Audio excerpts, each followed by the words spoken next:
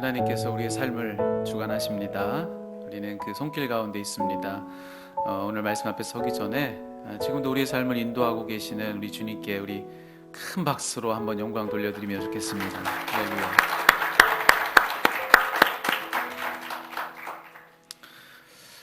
오늘은 떨려서 설교를 잘 못하겠는데요.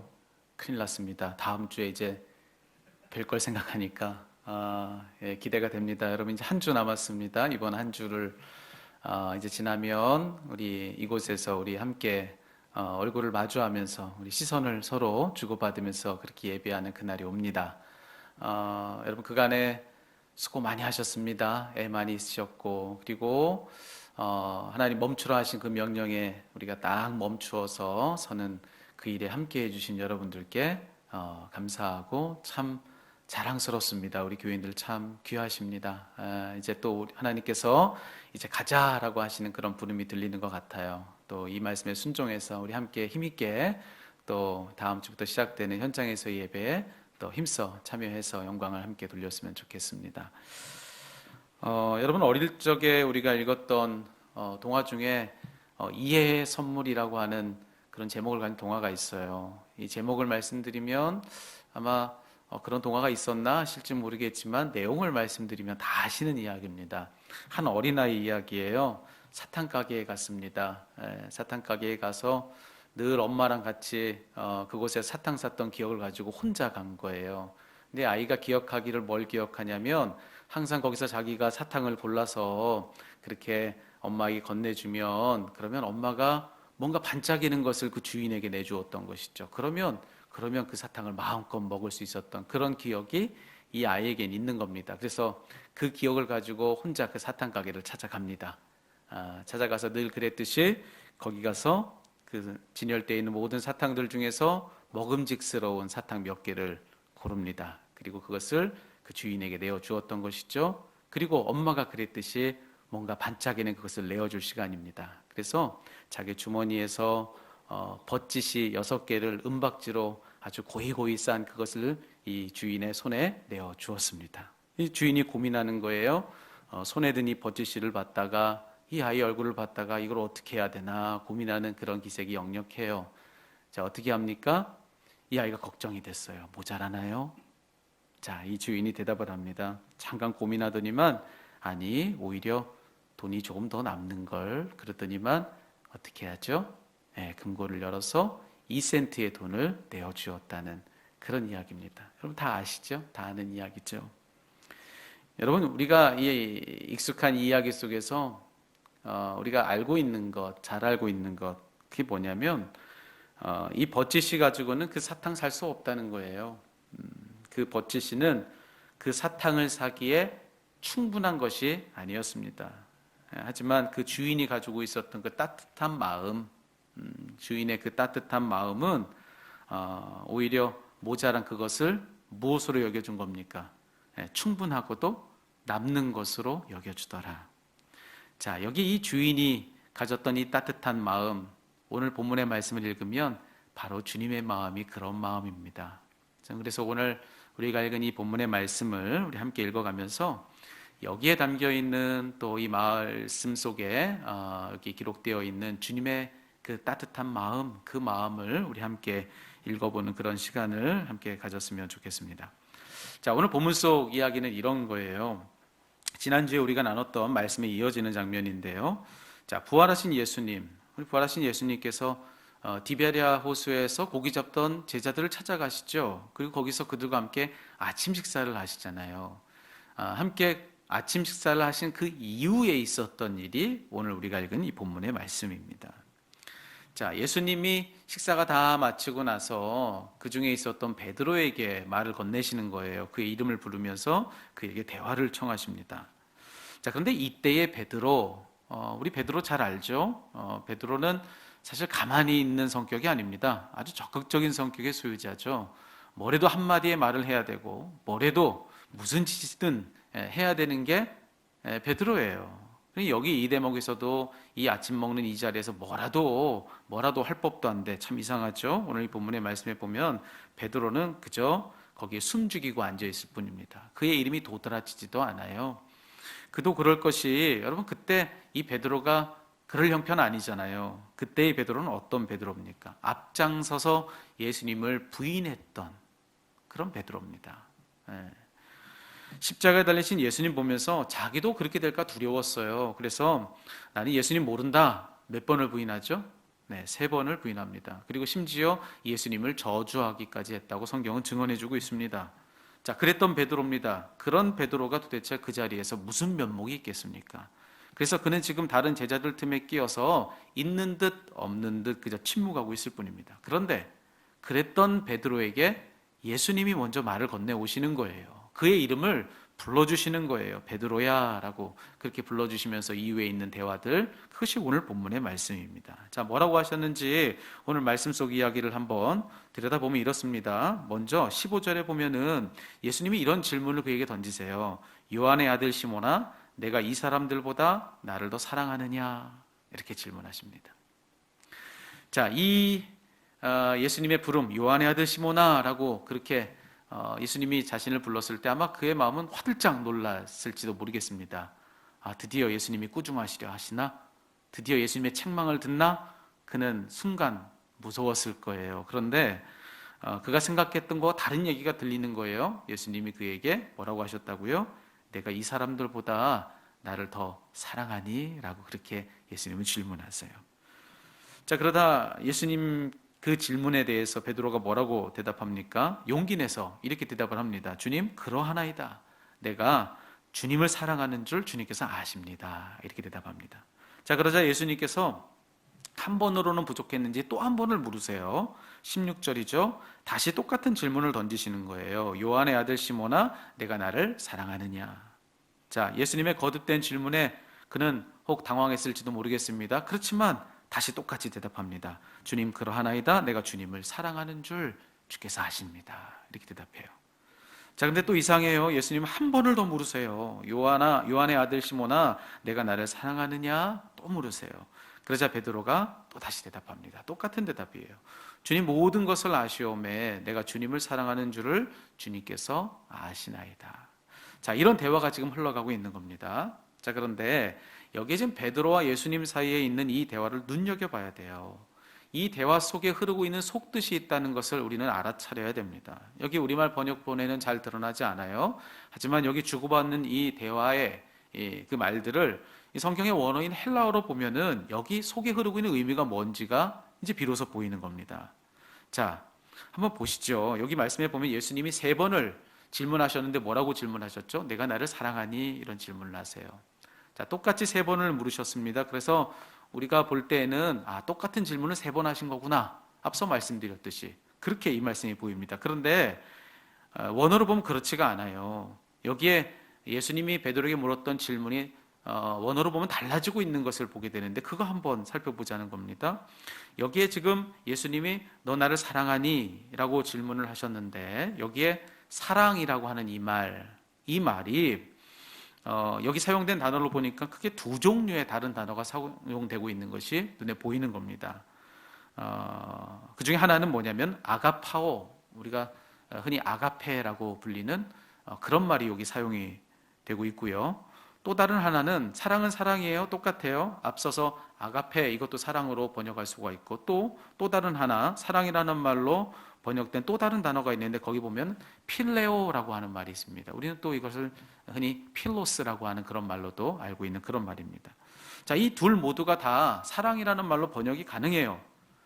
그런데 이 두 사랑 간에는 차이가 존재하는 거예요. 그것을 짚어야 된다는 것이죠. 먼저 아가페라고 말하는 그 사랑은 어떤 사랑인가? 그것은 하나님의 사랑이에요. 하나님이 이 땅에 자녀된 우리들을 두고 베풀어 주시는 사랑, 그러니까 신적인 사랑, 사람의 어떤 심중에 가질 수 있는 그런 사랑 아닙니다. 하나님의 사랑, 이게 아가페의 사랑입니다. 자, 그런데 그에 비해서 필로스의 사랑은 어떤 사랑이냐? 그 사랑은 사람들 사이에, 우리들 사이에 서로 상호간에 나누는 우정, 신뢰, 이런 가치에 더 가까운 그런 사랑, 이게 바로 필로스. 자, 그러니 여기에 둘 다 똑같이 사랑은 사랑이죠. 사랑은 사랑입니다. 그런데 여기 앞서서 그 의미를 나눴듯이 어느 하나가 다른 하나에 비하면 어떻습니까? 보다 더 완전하고 더 온전한 그런 사랑에 해당하는 그런 사랑이다. 자, 그런데요, 예수님이 지금 그렇게 질문을 하신 거예요. 제일 첫 번째 질문은 바로 이것이죠. 내가 이 사람들보다 나를 더 사랑하느냐? 이렇게 물으셨습니다. 자, 여기에 이 질문의 헬라어로 보면 어떻게 되냐면 예수님이 이렇게 물으신 거예요. 아가파스메, 이렇게 물으신 거예요.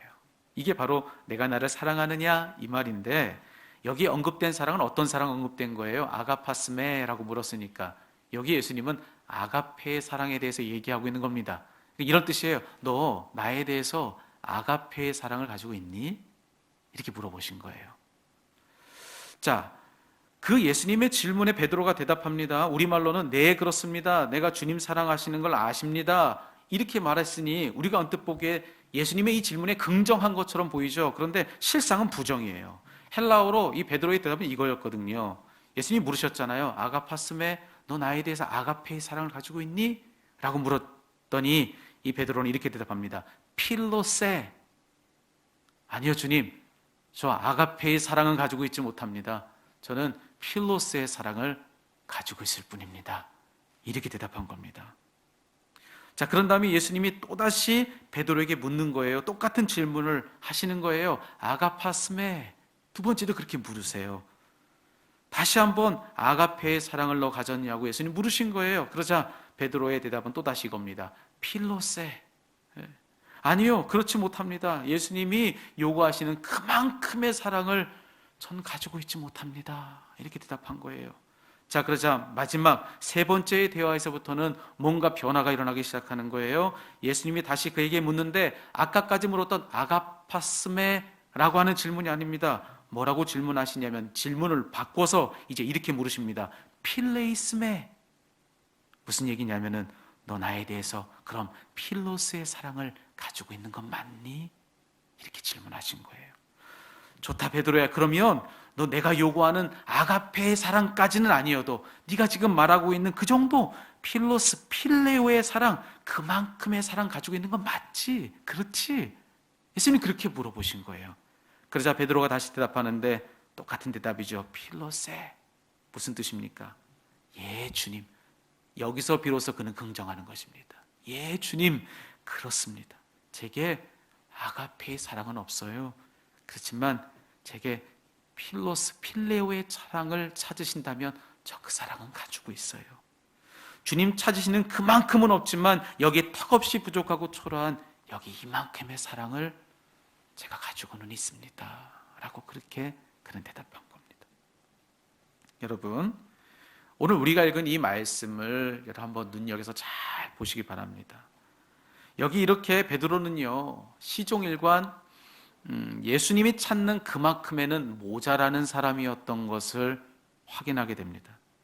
그러니 무언가 믿고 이를 맡기기에는 부족한 사람 아닙니까? 그런데 오늘 말씀 보세요. 그는 이와 같이 예수님 찾으시는 그만큼이 아니었기 때문에 사실 그것만 놓고 보면 자격 미달이에요. 내치실 수 있어요. 그런데 오늘 말씀해 보니까 예수님이 넌 안 되겠다. 다시 한번 기회를 주고자 했지만 넌 아닌 것 같다. 예수님 그렇게 말씀하시나요? 아니에요. 그렇지 않습니다. 분명 베드로는 여전히 예수님의 기준에 미치지 못하는 사람이었지만 예수님 그를 포기하지 않으시더라. 오늘 말씀해 보니까요, 예수님이 하신 일은 오히려 예수님이 기대하시는 그만큼이 아닌 그에게 예수님이 맞춰주시더라 라고 하는 것입니다. 예수님이 찾는 그만큼의 사랑이 그에게는 없었습니다. 하지만 그에게 부족했던 그만큼을 오히려 예수님의 더 넉넉한 사랑으로 채워주신 것, 그것이 오늘 이 본문의 이 말씀 속에서 예수님이 하고 계시는 일이더라라고 하는 것입니다. 여기 보세요. 앞서도 말했지만 계속해서 그는 모자란 사람입니다. 자, 그렇다고 버리지 않는 예수님의 그 넉넉한 사랑을 무엇을 통해서 확인할 수 있습니까? 자, 첫 번째 대화 이후에 베드로가 저 그만큼의 사랑 없어요, 주님. 저는 아니에요. 라고 얘기했을 때 그때 예수님 뭐라고 하시죠? 그럼에도 불구하고 그에게 내 어린 양을 먹여라. 사명을 주세요. 자, 그리고 두 번째 또다시 예수님이 이만큼의 사랑을 찾으셨는데 저 그만큼이 없어요. 저는 아니에요. 또 그러자 그때에도 다르지 않아요. 동일하게 예수님 말씀하세요. 내 양을 쳐라. 그런 다음에 예수님이 그의 수준으로 맞춰주시는 그때에도 예수님은 동일하게 말씀하세요. 내 양을 먹이라. 여러분, 무슨 의미겠습니까? 우리는 충분치 않은데 주님은 그렇지 않다고 말씀하시는 거예요. 너 충분해. 그게 주님 말씀이에요. 우리가 생각하는, 우리는 이 정도가 돼야 된다고 생각을 하고, 저는 아닌 것 같아요, 주님. 우리가 그렇게 말할 때가 있는데 주님은 그게 아니에요. 아니야, 너 충분해, 괜찮아, 그렇게 말씀하시는 거예요. 여러분, 예를 들면 이런 겁니다. 우리 주님께서 우리에게 어떤 부담을 주실 때가 있어요. 교회에 어떤 사명을 주실 때가 있고, 어떤 역할을 맡겨주실 때가 있고, 무엇을 결단하게 하실 때가 있어요. 그때마다 성령께서 우리 마음에 어떤 부담을 주시면서 무언가를 결정하고 결심하게 하는 그때마다 우리 어떻게 하죠? 우리 못하겠다고 얘기해요. 그럴 때마다 우리가 주로 하는 이야기는 뭐냐면, 제가 아직은 부족해서요, 이렇게 얘기합니다. 그러면서 이렇게 얘기하는 거예요. 제가 교회 출석한 지가 그렇게 길지 않아요. 저 헌금을 그렇게 많이 하지 못합니다. 제가 직분이 낮아서 안 됩니다. 여러분, 직분이 높고 낮은 게 어디 있습니까? 높을수록 낮은 게 직분인데요. 제가 직분이 낮아서 안 됩니다, 이렇게 얘기하고요. 또 나이가 많으신 분들은 저 나이 많아서 못합니다. 나이가 적으신 분들은 저 어려서 못합니다. 뭐 갖가지 이유를 가지고 저 부족해서 못합니다, 다들 그렇게 얘기해요. 그런데요, 부족한 것을 아는 것, 그것은 참으로 귀한 일입니다. 여러분, 정말 그런 지혜가 우리 모두에게 임하기를 주의 이름으로 축복합니다. 저를 비롯해서 우리 세상의 빛 이레교회에 속한 모든 성도들은 우리가 부족한 사람이라는 것을 아는 그런 지혜가 있기를 축복합니다. 부족한 것 아는 것, 그 귀한 일이에요. 그런데 더 귀한 일은 뭔지 아십니까? 우리는 부족한데 주님은 우리의 부족함을 채우신다라는 것. 우리의 모든 부족함을 채우는 넉넉함이, 충분함이 누구께? 주님께 있다는 것. 여러분, 그것을 아는 것까지가 정말로 귀한 일이라는 사실입니다. 부족하죠? 근데 그것 아는 거에서 멈추지 마십시오. 부족한 것을 채우시는 주님의 충분함, 그것을 아는 데까지 가는 여러분 되기를 주의 이름으로 축원합니다. 성령께서 여러분에게 주시는 어떤 부담이 있으면요, 그때마다 혹 순종치 못하는 까닭이 혹시 여러분의 부족함 때문이라고 느낀다면, 그렇다면 여러분 오늘의 이 말씀을 기억하실 수 있게 되기를 바랍니다. 제가 아직은 부족해서요. 여러분, 이 말이 상당한 겸양의 말처럼 들립니다. 하지만 그런 겸손의 말처럼 들리는 그 말이 뒤집어 보면 또 어떤 말이기도 한가? 한없는 불신의 말이기도 하다. 그거 우리가 기억해야 된다는 겁니다. 주님이 여러분을 이끄시는 일에 대해서 혹 여러분이 여러분의 부족함을 문제 삼고 있다면 그것은 어떤 의미이기도 하냐? 나는 아직 주님 믿지 못합니다.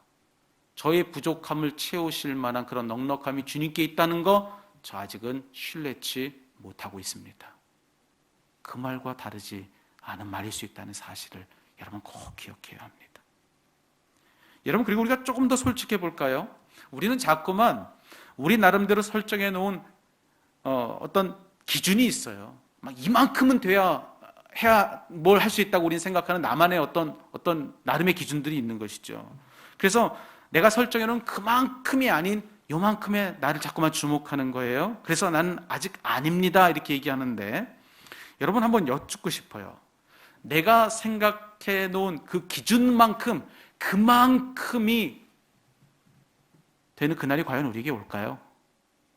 정말로 그런 날이 저와 여러분 우리들의 삶 가운데 오겠습니까? 정말 내가 생각해도 내가 충분하다 생각하는 그 정도까지 될 날이 정말로 오나요? 안 오잖아요. 여러분, 정말로 그날이 오기까지는 정말 얼마만큼의 세월이 필요할까요? 그런데 중요한 건 정말 우리에게 그만큼의 세월이 주어질까요? 하나님이 언제든 우리를 데려가실 수 있는데, 정말 우리가 생각할 때 충분하다 생각하는 거기까지 우리를 키워낼 만한 그런 시간을 정말 나는 이미 보장받고 있는 사람이 맞나? 아니지 않습니까? 여러분, 우리가 착각하지 말아야 돼요. 우리 주님이 지금 당장에 우리에게 찾는 것이 무엇인가, 여기에 대해서 자꾸 착각하면 안 됩니다. 주님은요, 지금껏 한 번도 가져보지 못한, 우리가 지금까지 한 번도 가져본 적이 없는 그만큼의 사랑을 우리에게 찾으시지 않으세요. 단번에 우리의 목숨을 내놓을 만한 그런 헌신을 지금 나에게 찾고 계신가? 아니에요. 지금 당장이라도 오지에 가는 그 정도의 믿음, 그런 믿음을 지금 나에게 찾고 계신가? 아닙니다. 여러분, 주님 우리를 아세요. 우리가 얼만큼인지를 아세요. 주님은 우리에게 있는 것을 찾으시고 우리에게 주신 것을 찾으세요.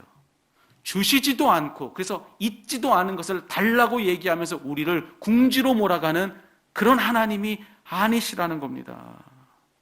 주님이 우리에게 찾으시는 건 뭐냐? 우리가 지금 가지고 있는 딱 그만큼의 사랑, 그거 달라고 하시는 거예요.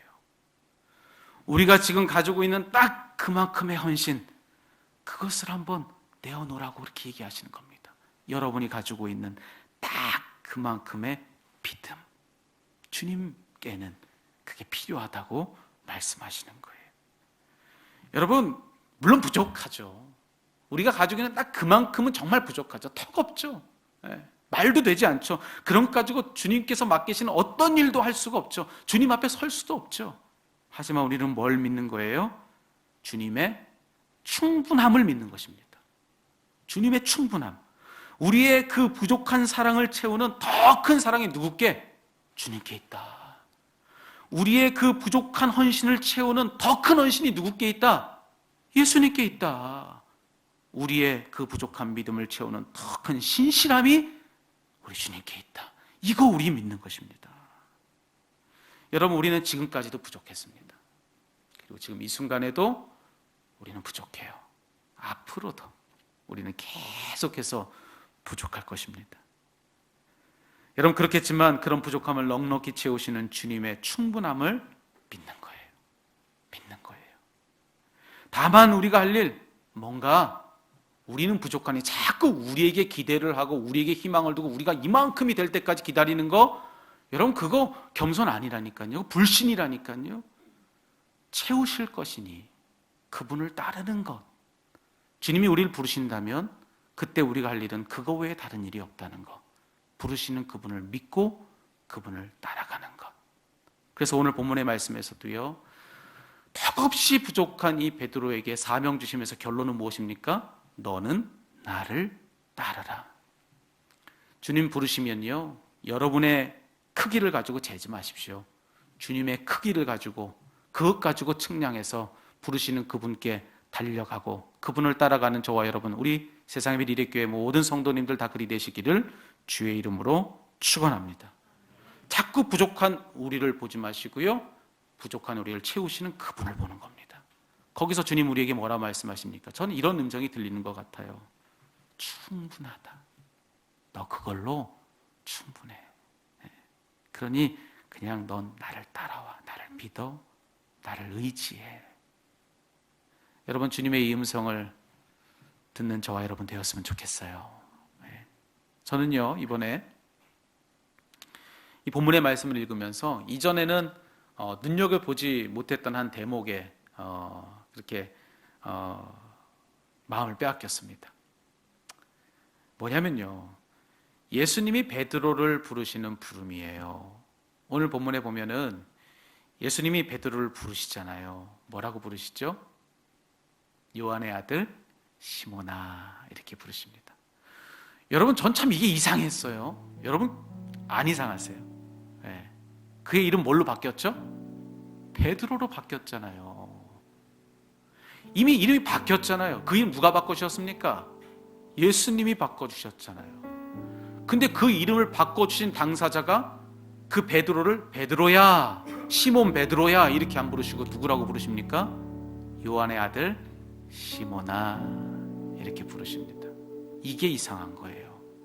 여기 예수님께서 요한의 아들 시몬아라고 부르신 그 구절 외에 그 앞뒤를 다 봐도요, 베드로는 그냥 베드로예요. 네. 다 베드로라고 그의 이름이 기록되어 있어요. 그런데 유독 예수님이 부르시는 그 부름에는 베드로가 아니에요. 누구라고 불러요? 요한의 아들 시몬아, 이렇게 부르세요. 여러분은 그 의미가 뭐라고 생각하십니까? 저는 이 구절이 있는데 여기 예수님의 마음이 있는 것 같아요. 예수님의 마음이 있는 것 같아요. 어떤 마음이냐? 여러분, 베드로 어떤 이름입니까? 주는 그리스도시요 살아계신 하나님의 아들이십니다. 예수님이 주님이시라고, 그리스도시라고, 메시아라고, 하나님이시라고 고백했을 때 주셨던 이름이 베드로입니다. 그래서 예수님이 그렇게 말씀하신 거예요. 내 이름은 이제부터 베드로다. 네 그 고백에 내가 무엇을 세우리라? 교회를 세우리라. 음부의 권세가 이기지 못할 것이다. 여러분, 그 정도의 무게를 가지고 있는 이름이 베드로예요. 지금의 이 베드로는요, 그 무게를 감당할 수 없는 베드로예요. 그 정도의 무게를 견뎌낼 수 없는 그런 처절한 실패를 경험했던 그 베드로예요. 그런 베드로를 찾아와서 예수님은 그를 베드로라고 부르지 않으십니다. 다른 모든 사람들이 그를 베드로라고 불렀을 거예요. 다 베드로라고 그의 이름을 불렀을 거예요. 그때마다 그의 마음은 괴로웠을 거예요. 왜? 내가 베드로가 아니니까. 내가 반석이 아니니까. 반석이라고 불리는데 난 반석이 아니니까 너무나도 괴로운 거예요. 그거 아신 거예요. 우리 주님 그걸 아셨던 거예요. 그래서 그 베드로를 뭐라고 부르십니까? 요한의 아들 시몬아, 네가 베드로 아니어도 괜찮아. 그냥 누군가의 아들 그저 시몬이어도 괜찮아. 그냥 나에게는 너여서 충분하다. 그러니 내가 너를 처음에 만나 네가 그 귀한 고백을 해서 베드로가 되기 그 이전 그때로 다시 한번 돌아가자. 우리 다시 한번 시작해보자. 네가 시몬이었을 그때로 우리 다시 다 함께 가서 거기서부터 새롭게 다시 한번 시작해보도록 하자. 그래서 그를 베드로임에도 불구하고 베드로라 부르지 않고 요한의 아들 시몬아 그렇게 불러주시는 겁니다. 그래서 그 음성이 들리는 것 같아요. 다시 시작하자. 어떤 실패를 했어도 아무리 실망스러웠어도 괜찮아. 너여서 괜찮아. 다시 시작하자. 사랑하는 성도 여러분, 저는 오늘 이 예배를 통해서 여러분 각자의 이름을 불러오시는 주님의 음성을 들을 수 있게 되길 바랍니다.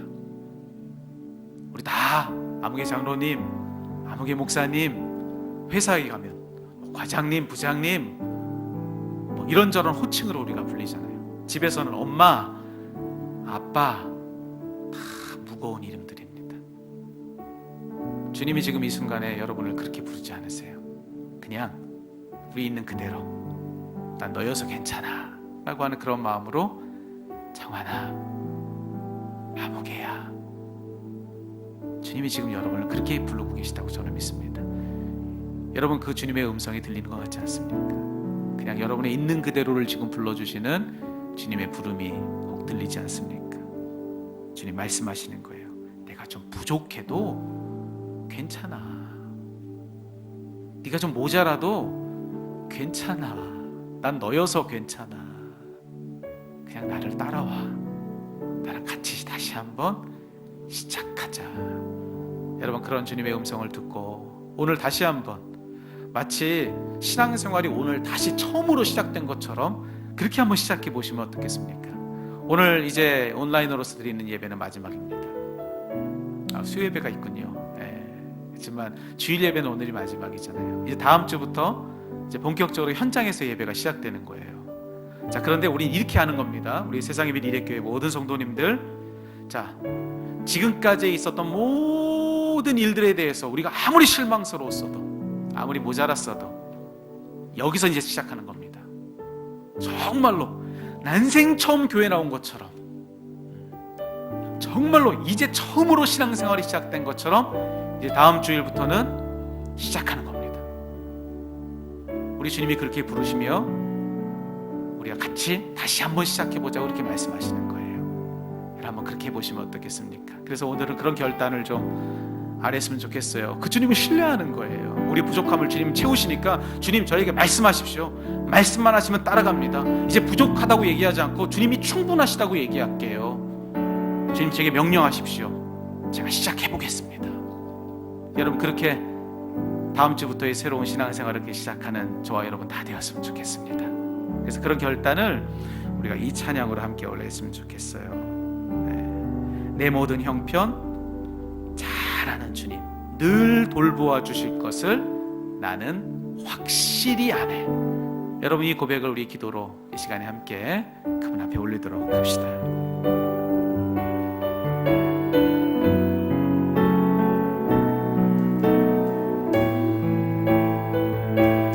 합니다. 아 하나님의 은혜로, 아 하나님의 은혜로 있을 데 없는 자 왜 구속하여 주는지 난 알 수 없도. 다시 한번 아 하나님의 은혜로, 하나님의 은혜로 있을 데 없는 자 왜 구속하여 주는지 난 알 수 없도다. 내가 믿고 또 의지하는 내 모든 형편 잘 아는 주님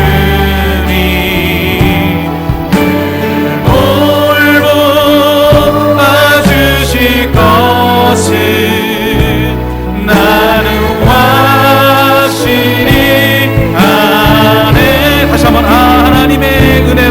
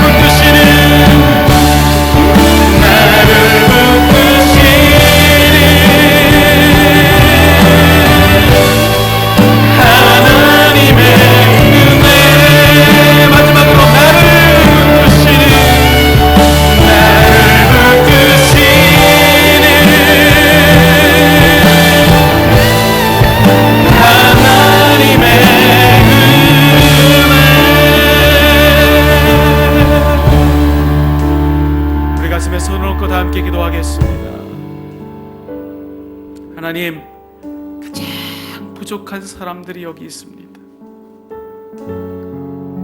가장 모자란 사람들이 여기 모였습니다. 하나님의 이 빈자리가 하지만 주님 채워주시는 자리, 그래서 많이 비었지만 거기서 주님 만날 자리, 그런 자리인 것을 믿고 이 부족함마저도 감사합니다. 하나님, 많이 부족한 사람들 한 교회로 이와 같이 모여서 주님의 그 자리 찾아오심을 간구하며 이 시간 예배합니다. 오시옵소서. 주님 오셔서 그 부족한 자리 채워주시옵소서. 그래서 그 주님 때문에 나는 이와 같이 부족하지만 주님은 이와 같이 충분하시다고, 하나님 부정할 수 없는 무게로 그 은혜를 누리는 우리 모두가 될 수 있도록 인도하여 주시옵소서. 우리 세상에 있는 일일교회는 그런 교회가 되게 하여 주시옵소서. 우리는 다 부족하지만, 우리는 다 모자라지만, 누구 하나 나는 되었다 말할 수 있는 사람이 한 사람도 없지만 그 모든 빈자리에 주님 찾아오셔서 주님이 주장하시는 교회, 주님이 주관하시는 교회, 누구도 제 목소리를 내지 않고 주님 음성에 귀 기울이는 그런 교회, 하나님 우리는 그런 교회 되게 하여 주시옵소서. 이제 하나님, 우리가 이제부터 우리의 신앙생활을 처음부터 다시 시작하는 것처럼 이제 현장에서 예배를 시작합니다. 하나님, 누구도 자고하지 않게 하여 주시고 우리는 그저 부족한 사람일 뿐이라는 것을 잊지 않은 채로 이제 모여 그 부족함을 채우시는 주님만 앙망하는 우리 모두가 되게 하여 주시옵소서. 그 주님 때문에 우리는 부족해도 빛날 것이고 그 주님 때문에 우리는 가장 아름다울 것을 믿습니다. 하나님의 우리 사랑하는 성도들의 모든 부족함 가운데 찾아오시어서 그 부족함을 채워주시는 그런 은혜로 충만케 하여 주시옵소서. 우리 모두는 다 베드로와 같지만 그런 베드로를 찾아가셨던 주님 때문에 그 이후에 베드로가 살았던 삶을 다 살아내고 그로서 주님께 영광 돌리는 우리가 되기를 원합니다. 하나님, 그런 우리를 통해서 영광 받아 주시옵소서. 예수 그리스도의 이름으로 기도하옵나이다. 아멘.